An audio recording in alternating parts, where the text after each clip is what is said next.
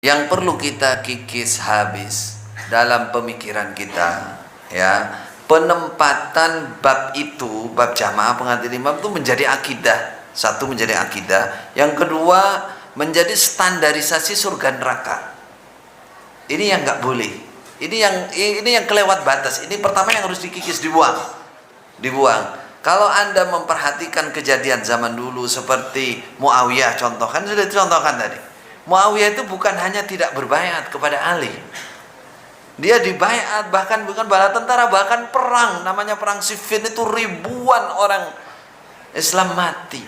Itulah tidak dihukumi kafir dan tidak dibilang neraka. Bahkan ketika Muawiyah jadi khalifah, keturunannya sampai berapa puluh orang ke bawah itu.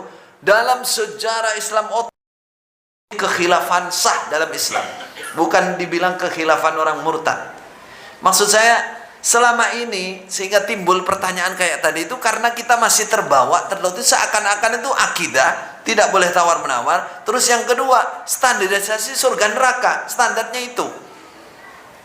Nah, bagaimana dengan dalil mamata bighairi mata mitatan jahiliyah, ya, walaysa fi unuqihi bayatun mata mitatan jahiliyah. Itu juga karena diartikan salah sehingga menjadi sesuatu yang sangat besar, yang sangat besar. Mitatan jahiliyah, mati masuk neraka kekal. Padahal Nabi itu namanya tarhib, hanya mengingatkan betapa pentingnya seseorang itu punya pemimpin yang mempersatukan umat, mengajak umat sehingga hidupnya tentram, melaksanakan agama tenang.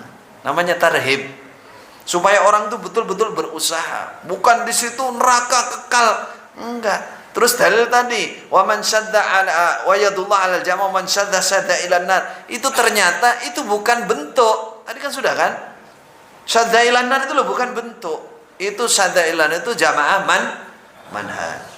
Itu satu yang perlu kita kikis sedikit demi sedikit. Itu bukan akidah dan itu bukan standar surga neraka. Kalau gitu nanti banyak sahabat masuk neraka. Fatimah tidak baiat kepada Abu Bakar.